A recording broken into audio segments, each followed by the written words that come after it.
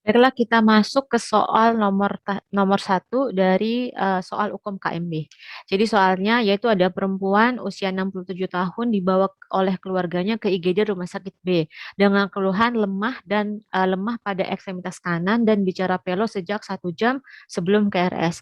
GCS-nya 15. Jadi pasien ini sadar penuh atau kompos mentis, tekanan darahnya 180/100, frekuensi nadinya 90 kali per menit, frekuensi nafasnya 18 kali per menit, temperaturnya 36,4 derajat Celcius dan saturasi oksigennya bagus, yaitu 98% dengan oksigen 2 liter per menit. Ini tentu saja lewat asalkan nol dan infus setelah Anda pasang.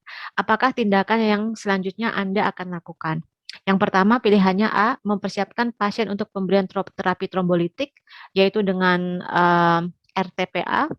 Yang B, menggali informasi tentang faktor pencetus gejala pasien. Yang C, mengatur pemeriksaan CT scan kepala tanpa kontras segera. Yang D, memberikan terapi analgetik sesuai advis dokter. Dan yang E, melakukan pemeriksaan elektrokardiografi. Jadi jawabannya yang mana? Ya, jadi pasien ini datang dengan gejala suspek stroke ya. Jadi kelemahan yang tiba-tiba 1 jam yang lalu pada anggota gerak dan kita suspek stroke karena dia ada lateralisasi. Jadi kelemahannya hanya pada satu sisi tubuh yaitu di sini sebelah kanan dan bicara pelo. Ingat bahwa kelemahan yang tiba-tiba dan bicara pelo itu merupakan tanda yang apa? Tanda untuk pasien dengan stroke. Nah, setelah pada pasien ini, kita harus secepatnya bisa membedakan apakah pasien ini stroke-nya iskemik ataupun hemoragik. Karena ini nanti akan sangat mempengaruhi terapi yang akan diberikan. Jadi, setelah kita menstabilkan tanda-tanda vital pasien, keadaan pasien sudah stabil, maka kita harus segera melakukan, ya betul, jadi yang harus kita lakukan selanjutnya adalah mengatur pemeriksaan CT scan kepala tanpa kontras segera. Ya, jadi pasien ini sudah stabil TTV-nya. Kita lihat GCS-nya 15, berarti kan RW-nya paten. Tekanan darahnya 180/100, ini memang masuk dalam kategori tinggi, tapi pada pasien-pasien dengan stroke hemoragik memang kita tidak boleh langsung menurunkan tekanan darahnya secara signifikan. Jadi memang harus dipastikan dulu apakah pasien ini stroke-nya iskemik atau hemoragik. Tanda-tanda vital yang lain, nadinya bagus, pernafasannya bagus, dan saturasinya bagus. Dan infus telah terpasang. Jadi tindakan selanjutnya adalah tuh pemeriksaan CT scan kepala tanpa kontras. Itu ya. Terus ini answernya C. Oke. Sekarang soal yang nomor 2. Oke. Ini soal 2. Ada seorang penderita fraktur humerus tertutup sebelah kanan baru saja masuk ke bangsal bedah. Nah, tampak tangan kanannya dibebat dan digendong. Jadi pasien ini terpasang sling. Pasien frakturnya ada di tangan kanan berarti ya. Pasien mengeluh nyeri dan wajah tampak meringis. Saat ini perawat akan memberikan obat untuk mengurangi nyeri. Apakah contoh obat yang dapat diberikan untuk pasien tersebut? Yang pertama adalah ketorolac, B. ranitidin, C. metoclopramid, D. paracetamol, dan E. cefotaxime. Jadi ini merupakan salah satu kompetensi kolaborasi ya. Jadi untuk pemberian obat ini memang perawat harus berkolaborasi dengan dokter. Tapi paling tidak perawat itu harus mengetahui kalau misalnya analgetik yang akan diberikan itu contohnya apa. Nah, kompetensi seperti ini nanti ketika sudah kerja di rumah sakit akan sangat mudah untuk diingat karena setiap hari akan dilakukan. Cuman ketika masih mahasiswa maka ini coba saja dihafalkan. Jadi analgetik yang ada di sini contohnya itu adalah ketorolac. Ini golongan NSAID, biasa digunakan untuk mengurangi nyeri. Karena yang lain adalah bukan golongan analgetik. Ranitidin itu kan obat untuk mual dan muntah. Yang lain juga paracetamol itu pasiennya nyeri berat, tampak meringis, jadi tidak cukup dengan paracetamol. Paracetamol bisa untuk nyeri ringan, tapi lebih ke antipiretik kalau paracetamol. Cefotaxime juga ini merupakan antibiotik. Jadi jawabannya adalah A ya, ketorolac. Oke, soal yang ketiga. Nah, ini mengenai GCS ya. Jadi ada seorang perempuan berusia 50 tahun dirawat di ruang penyakit dalam dengan stroke non-hemoragik. Jadi diagnosanya adalah stroke non-hemoragik. Perawat saat ini mengkaji tingkat kesadaran pasien. Nah, ketika mengkaji tingkat kesadaran pasien, ini yang didapatkan. Jadi mata pasien terbuka saat dipanggil namanya, terus pasiennya disorientasi, jadi respon verbalnya itu disorientasi. Ketika diberikan rangsang nyeri, pasien menjangkau dan menjauhkan stimulus. Berapakah nilai GCS pada pasien pada kasus di atas? Ini jawabannya. Yang A, AI-nya 4, motoriknya 5, verbalnya 4. Nah, jadi ini merupakan salah satu kompetensi dasar perawat yaitu untuk menilai tingkat kesadaran dengan GCS. Ini memang harus banyak sekali atau sering sekali harus berlatih. Jadi kita ingat saja bahwa GCS itu kita mengukur 3 respon, yaitu respon membuka mata atau eye, respon motoriknya, apakah pasien bisa mengikuti perintah dengan baik, atau dan yang ketiga itu respon verbal, apakah pasien apa namanya, orientasinya bagus, diajak bicara bagus seperti itu. Nah, yang I kita lihat pasien itu membuka mata saat dipanggil namanya, jadi tidak spontan. Yang I kita tahu nilai tertinggi itu 4 ketika eh, ketika kita datang dia sudah membuka mata secara spontan. Ini kita datang pasiennya belum bisa membuka mata spontan tapi kita kasih rangsangan verbal membuka mata berarti I-nya 3.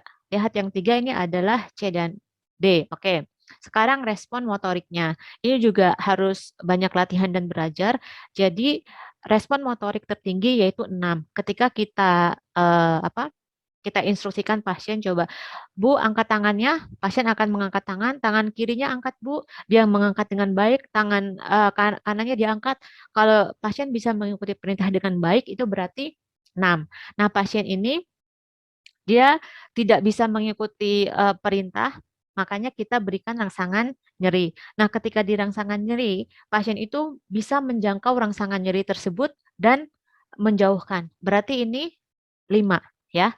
Ini dari mana? Ini dihafalkan saja. Memang 5 ya. Jadi pasien bisa menjangkau rangsangan nyeri tersebut kemudian menjauhkan. Jadi M-nya 5. Jadi I3 M5.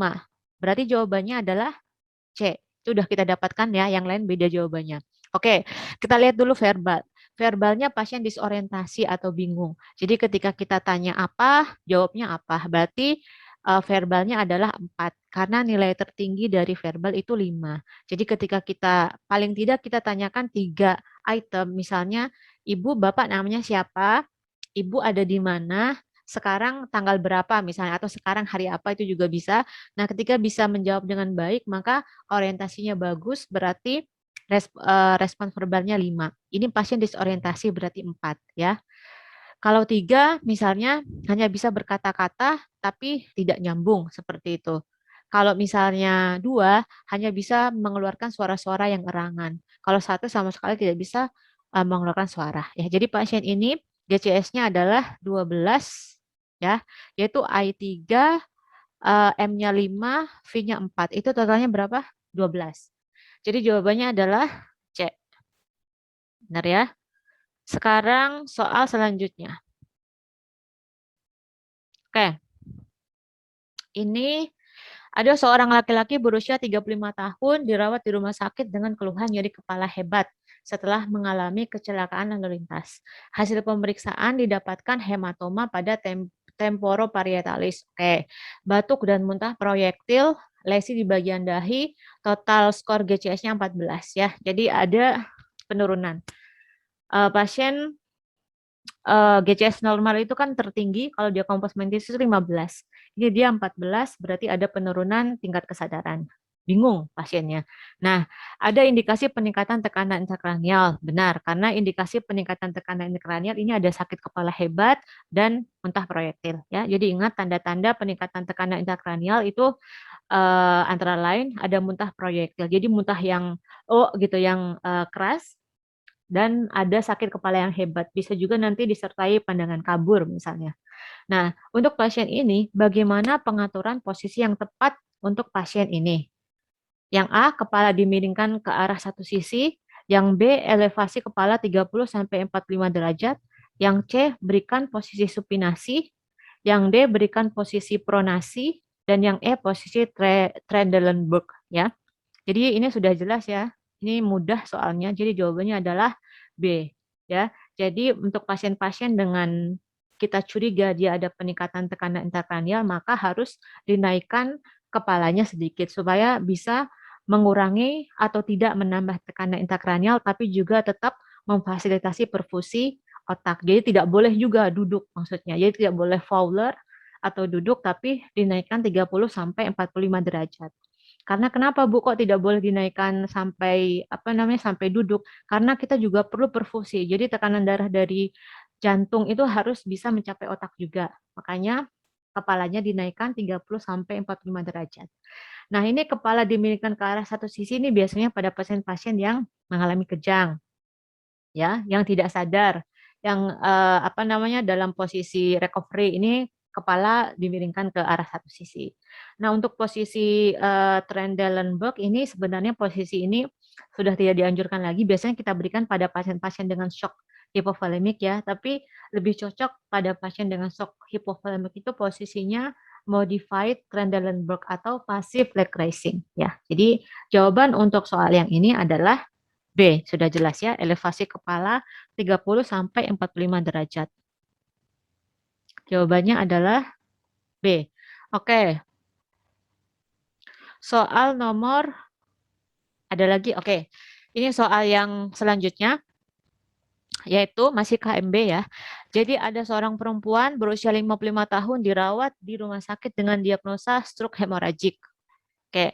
Pemberian fisik didapatkan parese di kedua ekstremitas atas dan bawah. Oke. Atas bawahnya dia penurunan kekuatan otot parese, terus pasien tingkat kesadaran apatis. Oke, jadi ada penurunan tingkat kesadaran. Kegiatan terbatas di tempat tidur, mobilitas sangat terbatas dan tidak bisa mengontrol keinginan berkemih. Pertanyaannya, apakah diagnosa keperawatan utama pada pasien tersebut di atas? Jadi di sini ada kuncinya. Kita ambil yang utamanya, ya, yang paling harus dilakukan tindakan nomor satu. Yang pertama intoleransi aktivitas, yang kedua adalah gangguan mobilitas fisik, yang ketiga resiko berat terjadi dekubitus, yang D perubahan pola buang air besar, yang E kerusakan integritas jaringan kulit. Oke, jawabannya adalah yang mana?